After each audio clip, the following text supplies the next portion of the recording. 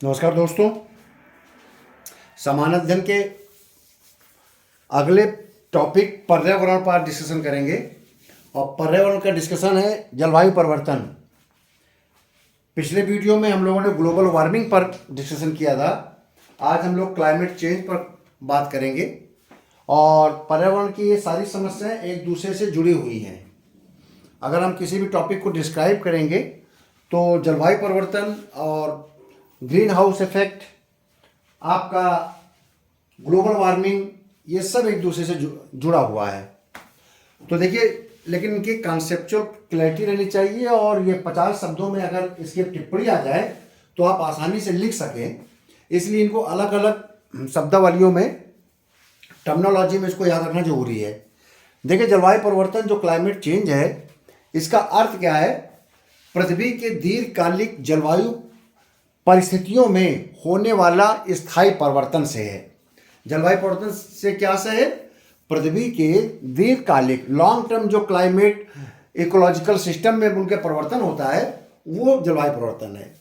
यह परिवर्तन मुख्य रूप से प्राकृतिक कारणों जैसे ज्वालामुखी विस्फोट, सौर विकिरण, समुद्री धाराएं, प्लेट विवर्तनिकी जिसको बोलते हैं प्लेट टेक्टोनिक्स, तथा मानव जनित कारण, ग्रीन हाउस गैसों का उत्सर्जन, वनों की कटाई, औद्योगिकरण तथा शहरीकरण, अत्यधिक कृषि गतिविधियां एवं अत्यधिक जीवाश्म ऊर्जा खपत, इनसे जलवायु परिवर्तन प्रभावित होता है। यानी कि परिवर्तन के दो मुख्य कारण हैं। एक प्राकृतिक कारण, कभी कभी पेपर में आ सकता है आपके कि जलवायु परिवर्तन के प्राकृतिक कारण कौन कौन से हैं, 50 वर्ड्स बताइए। तो ज्वालामुखी विस्फोट, सौर विकिरण, समुद्री धाराएं और टेक्टोनिक जो इफेक्ट है, ये है प्राकृतिक। आ सकता है मानव जनित कारण कौन से जलवायु परिवर्तन के, या प्रदूषण फैलाने के, या पर्यावरण प्रदूषण के। तो ग्रीन हाउस गैसें से, वनों की कटाई मनुष्य के कारण हो रहा है, औद्योगिकरण, शहरीकरण ये मनुष्य कर रहा है, और अत्यधिक कृषि गतिविधियां, अत्यधिक जीवाश्म ऊर्जा। अत्यधिक कृषि गतिविधियों से आपको पता ही है, आपको पिछले वीडियो में बताया था, ग्रीन हाउस इफेक्ट में जो आपका मीथेन गैस है वो अत्यधिक कृषि गतिविधियों से कारण होता है, पशुपालन एवं धान की खेती, ठीक है। और जीवाश्म ऊर्जा पता ही है आपको, डीजल, पेट्रोल, इन सब का इस्तेमाल किया जाता है। अब आता है जलवायु परिवर्तन के प्रभाव। देखिए, मैंने 14-15 इसमें पॉइंट डाले हैं कि क्या प्रभाव पड़ रहा है जलवायु परिवर्तन का, और कोशिश किया है कि जो नेशनल इंटरनेशनल आपके रिपोर्ट्स हैं उससे इसके प्रभाव देखे जाएं। तो ये जो प्रभाव हैं, ये IPCC, International Panel for Climate Change, या Inter Governmental Panel for Climate Change, NASA की क्लाइमेट स्टडीज, विश्व bank report, UNEP, United Nation Environment Programme आदि की रिपोर्टों के आधार पर हम प्रभाव बताएंगे। तो पहला प्रभाव क्या है? वैश्विक तापमान में वृद्धि। जलवायु परिवर्तन से वैश्विक तापमान में वृद्धि हो रही है। 1880 में, 1880 में से लेकर अब तक हमारे विश्व में, हमारी पृथ्वी का तापमान 1.1 डिग्री बढ़ चुका है, और ये माना जा रहा है कि 2100 तक 2.7 डिग्री सेल्सियस बढ़ जाएगा। ये देखने में तो लग रहा है 1 से 2 डिग्री सेल्सियस, लेकिन इसका प्रभाव ग्लेशियर के पिघलने पर बहुत बड़ा पड़ता है। 1, 2, 3 डिग्री के सेल्सियस से अगर तापमान बढ़ेगा तो पूरा ग्लेशियर पिघल जाएगा, और ग्लेशियर पिघलने से जितने भी समुद्र तटीय शहर हैं सब डूब जाएंगे। नंबर 2, ग्रीन हाउस गैसों की मात्रा में वृद्धि। जब जलवायु परिवर्तन से ग्रीन हाउस गैसें बढ़ रही है, और या कह दें ग्रीन हाउस गैसों के बढ़ने के कारण ही जलवायु परिवर्तन हो रहा है। इससे कार्बन डाइऑक्साइड का स्तर 420 ppm पार्ट्स पर मिलियन तक पहुंच गया है, जो पिछले 8 लाख वर्षों में सर्वाधिक है। 8 लाख वर्षों में। ये नासा की रिपोर्ट है। मैंने हर पॉइंट के बाद रिपोर्ट का नाम लिख दिया, किस रिपोर्ट ने कहा है। नासा ने बताया है कि क्लाइमेट चेंज पर अपनी रिपोर्ट दिया कि जो कार्बन डाइऑक्साइड का स्तर है वो 420 ppm तक पहुंच गया है। ये 8 लाख वर्षों में सर्वाधिक है। अगला है ध्रुवीय बर्फ और ग्लेशियरों पिघलना। जब क्लाइमेट चेंज होगा या ध्रुवीय बर्फ और ग्लेशियरों के कारण क्लाइमेट चेंज हुआ है और जिसके कारण आर्कटिक की जो आपका आर्कटिक है उसकी बर्फ हर दशक में 12.6% की दर से कम हो रही है। अब बताइए हर 10 साल में अगर 12% कम होगा तो इसका मतलब है 30-40 साल में लगभग ग्लेशियर पिघल जाएंगे। अगर हमने अपने जलवायु परिवर्तन को कंट्रोल ना किया और इन सब पर प्रभाव ना कंट्रोल किया, आपके ग्रीन हाउस गैसों की मात्रा में अगर लगातार बढ़ता गया तो ये सारे प्रभाव देखने को मिलेंगे। समुद्र स्तर में वृद्धि हो जाएगा। जब आपका ग्लेशियर पिघलेंगे तो समुद्र का स्तर बढ़ेगा। 1901 से 1918 के बीच में समुद्री स्तर में 20 सेंटीमीटर की वृद्धि हुई है। ये यूनाइटेड नेशन इन्वायरमेंट प्रोग्राम ने कहा है, उनकी रिपोर्ट है। और कहा जा रहा है कि 2100 तक या 1 मीटर तक बढ़ सकता है। आप बताइए अगर 1 मीटर तक समुद्र का स्तर बढ़ गया तो कितने तटीय शहर डूब जाएंगे। चरम मौसम घटनाएं, एक्सट्रीम आपके जो वेदर है उनके इवेंट्स हो रहे हैं और इसके कारण बाढ़, सूखा, चक्रवात और लू की घटनाएं बढ़ रही हैं। आईपीसीसी और WMO वर्ल्ड मेट्रोलॉजिकल ऑर्गेनाइजेशन ने कहा है कि 2023 में 50 डिग्री सेल्सियस से अधिक तापमान दर्ज हो जाएगा। अब बताइए कृषि एवं खाद्य सुरक्षा पर प्रभाव। जलवायु परिवर्तन कारण फसल के उत्पादन में 10 से 25% तक गिरावट आ सकती है।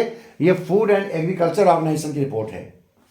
महासागरों का अम्लीकरण, समुद्र का पीएच मान 8.2 से घटकर लगभग 8 या 8.1 हो गया है। इससे कोरल रीफ और जलीय जीवन प्रभावित हो रहा है। कोरल रीफ बहुत महत्वपूर्ण भूमिका अदा करता है। कोरल रीफ जलीय जीवन के लिए एक महत्वपूर्ण पारिस्थितिकी तंत्र है। ये कोरल रीफ हजारों वर्षों पे बनता है। ये एक प्रकार का प्रवाल होता है जिसको कोरल बोलते हैं। ये एक समुद्री जीव होता है जिससे ये जो पूरा समुद्र के अंदर का जल जीवन है वो कैल्शियम कार्बोनेट की रीफ के रूप में तैयार हो जाता है। और इस कैल्शियम कार्बोनेट के जो रीफ होती है अंदर का, समुद्र के अंदर का जो एक वातावरण होता है जिसमें न केवल समुद्री जीव जंतु पलते हैं उनको पोषण मिलता है बल्कि तटों की सुरक्षा भी होती है सुनामी आज से, और ऑक्सीजन भी उत्पन्न करते हैं क्योंकि ये जलीय जीवन में फोटोसिंथेसिस के माध्यम से, प्रकाश संश्लेषण के माध्यम से ऑक्सीजन उत्पन्न करते हैं और समुद्री पर्यावरण को ये सुरक्षा प्रदान करते हैं। तो जब कोरल रीफ का स्तर गिरेगा और कोरल रीफ नहीं बनेगा तो महासागरों का अम्लीकरण बढ़ेगा और जल जीवन भी प्रभावित होगा। अगला हेडिंग है जैव विविधता और खतरा। जलवायु परिवर्तन से 1 मिलियन से अधिक प्रजातियों के विलुप्त होने का खतरा है। तो जो हमारी बायोडाइवर्सिटी है इसको खतरा उत्पन्न हो गया है क्योंकि आपको बता दिया कोरल रीफ समाप्त हो जाएंगे। जब आपके अम्लीकरण होगा तो आपकी जैव विविधता खतरा होगा। विभिन्न प्रकार के समुद्री जल जीवन खतरे में पड़ जाएगा। प्रवाल भित्तियों, कोरल ब्लीचिंग का विनाश होगा। 2050 तक कहा जा रहा है कि 90% कोरल रीफ नष्ट हो जाएंगी और जिससे समुद्री जल जीवन प्रभावित होगा। ये आईपीसीसी की रिपोर्ट है। जल संकट, 2050 तक दुनिया की 40% आबादी पानी की भारी कमी का सामना करेगी। ये वर्ल्ड बैंक की रिपोर्ट है। बीमारियों में वृद्धि, malaria, dengue, chikungunya, heat wave, इस प्रकार की परिस्थितियां उत्पन्न होंगी पर्यावरण में जलवायु परिवर्तन से। आपको बता ही दिया है पहले कि 50 डिग्री सेल्सियस तक हमारा तापमान पहुंच रहा है। जंगल की आग में वृद्धि हो रही है। आप आए दिन सुनने मिलते हैं ऑस्ट्रेलिया, कैलिफोर्निया, अमेजन, आपका साइबेरिया। हिंदुस्तान में देखा जाए तो आपके देखिए देहरादून, नैनीताल, यहाँ के जंगलों में आग लग जाती है। ये नासा और आईपीसीसी की रिपोर्ट कह रही है कि जलवायु परिवर्तन का यह प्रभाव पड़ा है। पारिस्थितिकी तंत्र असंतुलित हो गया है। कई प्रजातियां पलायन कर रही हैं। अन्य प्रभाव में हम बात करें तो वायु की गुणवत्ता में गिरावट हो रही है। जलवायु शरणार्थियों की संख्या में वृद्धि हो रही है। भाई जब आग लगेगी, जंगलों में आग लगेगी, तमाम जगहों पर हीट वेव चलेगी तो जलवायु शरणार्थियों की संख्या अन्य देशों में बढ़ेगी।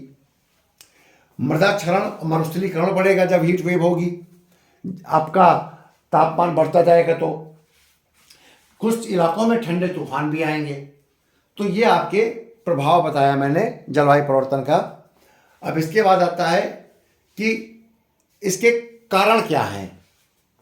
इसका कारण, जलवायु परिवर्तन का कारण क्या है? तो जलवायु परिवर्तन का पहला कारण है ग्रीन हाउस गैसों के उत्सर्जन। आपको पता है जब ग्रीन हाउस गैसें उत्सर्जित होंगी तो ये सारी परिस्थितियां आएंगी। समुद्र का जलस्तर बढ़ेगा, चरम मौसमी घटनाएं भी होंगी, आपके कृषि और खाद्य सुरक्षा प्रभाव भी पड़ेगा, आपके ध्रुवीय और बर्फ है ग्लेशियर पिघलेंगे, क्योंकि जब कार्बन डाइऑक्साइड, मीथेन गैसें ये सब बढ़ोतरी होंगी तो आपकी ओजोन परत का भी नुकसान होगा। वनों की कटाई, कारण ये है कि वनों की कटाई के कारण जलवायु परिवर्तन हुआ है, क्योंकि 8% ग्रीन हाउस गैसें बढ़ गई हैं। 8% ग्रीन हाउस गैसें वनों की कटाई के कारण बढ़ गया है। औद्योगिकरण एवं ऊर्जा उत्पादन, औद्योगिकरण ऊर्जा उत्पादन ने जलवायु परिवर्तन किया है, क्योंकि जब औद्योगिकरण ऊर्जा उत्पादन होगा तो फिर इस प्रकार की ग्रीन हाउस गैसें की बढ़ोतरी होगी, तापमान में वृद्धि होगी, पर्यावरण प्रदूषित होगा, कोरल रीफ किस आपकी जो घनत्व है घटता जाएगा। अगला क्या कारण है जलवायु परिवर्तन में? परिवहन क्षेत्रों में उत्सर्जन। परिवहन क्षेत्र से उत्सर्जन क्या होता है आपको पता है। अब हवाई और समुद्री और सड़क यातायात से आपका पेट्रोलियम जो गैसें हैं इनका अधिक से अधिक प्रयोग हो रहा है और ये गैसों का प्रभाव वायुमंडल पड़ता है, जिसके कारण जलवायु परिवर्तन होता है। ग्रीन हाउस गैसें 24% का योगदान दे रही हैं परिवहन क्षेत्र के उत्सर्जन से। मतलब जब परिवहन क्षेत्र में उत्सर्जन होता है इसमें 24% ग्रीन हाउस गैसें हैं। कृषि और पशुपालन, कृषि और पशुपालन से कीटनाशक उर्वरक से नाइट्रस ऑक्साइड उत्सर्जन होता है। चावल तथा पशुपालन से मीथेन गैस निकलता है। कृषि और पशुपालन से दो प्रकार की गैसें, नाइट्रस ऑक्साइड तो मिलती है हमको कीटनाशक उर्वरक, और चावल तथा पशुपालन से मीथेन गैस, और ये दोनों ग्रीन हाउस गैसें हैं। इससे जलवायु परिवर्तन को प्रभावित करता है। महासागरों का दोहन, आप महासागरों का अधिक से अधिक दोहन किया जा रहा है। शहरीकरण, भूमि उपयोग, शहरी क्षेत्र में CO2 उत्सर्जन 70% तक बढ़ गया है। भाई शहरी क्षेत्र में CO2 का उत्सर्जन हो गया होगा, आपके ट्रांसपोर्ट हैं, आपकी मिलें हैं, फैक्ट्रीज है, कार्बन डाइऑक्साइड निकलेगा, तो यहाँ पर 70% का प्रभाव है। प्लास्टिक और अपशिष्ट प्रबंधन, हर साल 400 मिलियन टन प्लास्टिक कचरा डंप किया जाता है, जो कि जलवायु परिवर्तन के लिए एक महत्वपूर्ण कारण है। तो कारणों में आपको बता दिया। अब प्रयास क्या है? प्रयास आपको मैंने पिछले 3-4 जो वीडियो मैंने बनाए हैं इन्वायरमेंट को लेकर, तो प्रयास सब में कॉमन है। आपको मैंने कई बार नाम सुनाया होगा, क्योटो प्रोटोकॉल, पेरिस समझौता, inter Governmental panel on climate change IPCC, green climate fund 2010। इसके अलावा सतत विकास लक्ष्य निर्धारित किए गए हैं, सस्टेनेबल डेवलपमेंट गोल, ये आपको याद करने का इशू है। आपको 16-17 SDG बनाए गए हैं। आपके इन्वायरमेंट में क्वेश्चन आ सकता है कि भारत ने सतत विकास लक्ष्य के लिए क्या प्रयास किया है, या वर्ल्ड यूनाइटेड नेशन ऑर्गेनाइजेशन ने सतत विकास लक्ष्य में कौन कौन लक्ष्यों को निर्धारित किया है। तो सतत विकास लक्ष्य भी हमारा प्रयास है, जिसके कारण हम जलवायु परिवर्तन को रोकेंगे। कोपेनहेगन समझौता 2009 में हुआ था। इसने विकासशील देश और विकसित देशों के बीच में एक समझौता कराने की कोशिश किया था, और ये कहा था विकसित देश विकासशील देशों को जलवायु हेतु वित्तीय सहायता देंगे। कारण क्या है कि जब एनवायरनमेंट में प्रदूषण को रोकने की बात चलते हैं, या जलवायु परिवर्तन को जो कारक हैं बढ़ाने वाले, उसको कंट्रोल करने की बात कर चलते हैं, तो विकासशील देश कहते हैं कि आप हमको पैसा दीजिए ताकि हम उन गैसों के स्थान पर जो प्रदूषण फैला रहे हैं हम अन्य चीज़ों का प्रयोग करें। इसके लिए हमको नई टेक्नोलॉजी ईजाद करनी पड़ेगी, उसके लिए पैसे की जरूरत पड़ेगी, तो आप हमारी मदद कीजिए। क्यों? उनका कहना है कि विकसित देश आज से 100 साल पहले जब औद्योगिकीकरण हुआ था जब औद्योगिक क्रांति आई थी तब से प्रदूषण फैला रहे हैं, और जिसके कारण ही आज ये जलवायु परिवर्तन की परिस्थिति पैदा हो गई है। तो इसके लिए दोषी कौन है? सारे विकसित देश, ब्रिटेन, जर्मनी, फ्रांस, अमेरिका, आपका रशिया, और यहां तक कि चाइना ने बहुत अधिक औद्योगिकरण किया है, तो सबसे अधिक CO2 जो खपत करता है वो चाइना है। तो उन्होंने कहा कोपेनहेगन समझौता में कि विकासशील देशों ने कहा कि क्यों हम तो बहुत कम मात्रा में जलवायु परिवर्तन के लिए दोषी हैं, सबसे अधिक दोषी विकसित देश हैं।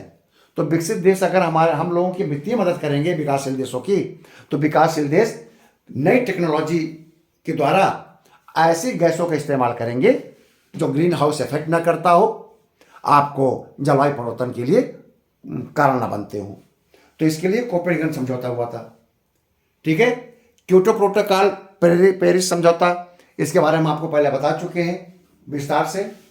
तो इस प्रकार से इन प्रयासों के द्वारा पर्यावरण के अंतर्गत जलवायु परिवर्तन को कंट्रोल करने, नियंत्रण करने का प्रयास किया जा रहा है। फिर से समझ लीजिए, जलवायु परिवर्तन का अर्थ पृथ्वी के दीर्घकालिक जलवायु परिस्थितियों में होने वाले स्थायी परिवर्तन से। ठीक है, अगर दीर्घकालिक जलवायु परिस्थितियों में परिवर्तन हो जाएगा तो ये परिवर्तन कैसे हो जाएगा आपको बता दिया, क्या क्या प्रभाव होगा। ये पूरा जलवायु परिवर्तन है। वैश्विक तापमान वृद्धि हो जाएगा, ग्रीन हाउस की मात्रा बढ़ जाएगी, समुद्री स्तर में वृद्धि हो जाएगी, एक प्रकार का जल प्लवन आ जाएगा। ठीक है, तो आप इस पूरे टॉपिक को अच्छी तरह से पढ़ लें, नोट्स बना लें, याद करें, और इससे मेरे 2-3 वीडियो के पर्यावरण के 2-3 वीडियो से आपका पूरा पर्यावरण किसी न किसी रूप में तैयार हो जाएगा, ऐसे के रूप में और लॉन्ग आंसर रूप में। आप ये मान चलिए कि लगभग 50 अंक आपके तैयार हैं। 40 नंबर का हो सकता है आपका ऐसे आ जाए, या 20 से 25 नंबर के आपका एनवायरनमेंट का क्वेश्चन आ जाए, तो 60 नंबर तक की आपको व्यवस्था ये टॉपिक कर सकता है। क्योंकि ऐसे निबंध, हिंदी का पेपर एक दूसरा पेपर सेटर तैयार करेंगे, और GS का पेपर एक दूसरे पेपर सेटर, हो सकता है 2 अलग अलग पेपर सेटर, एक व्यक्ति पर्यावरण को निबंध में रख दे और दूसरा पेपर सेटर पर्यावरण को समान अध्ययन में रख दे, तो आपके लिए सोने पे सुहागा हो जाएगा। तो मेरे इस चैनल के साथ बने रहिए, कैरियर मोटिवेशन को लाइक करिए, सब्सक्राइब करिए, और ये टॉपिक पर्यावरण UP PCS मेंस के प्रथम प्रश्न पत्र के लिए महत्वपूर्ण है, सिविल सर्विसेज मेंस के प्रथम प्रश्न पत्र के लिए महत्वपूर्ण है, जो कि सामान्य अध्ययन का प्रथम प्रश्न पत्र। प्रथम प्रश्न पत्र मत समझ लीजिएगा, सामान्य हिंदी का पेपर होता है मेंस में, तो ये सामान्य अध्ययन का प्रथम प्रश्न पत्र है, उससे जुड़ा हुआ है। प्री में तो क्वेश्चन आता ही आता है, मेंस से आपके ये जो आपके नोट्स है आपके स्क्रीन सामने, ये मेंस के पॉइंट ऑफ व्यू से अच्छी तरह पढ़िए, अच्छी तरह समझिए। अगले वीडियो में किसी नए टॉपिक में फिर मिलेंगे। बहुत बहुत धन्यवाद।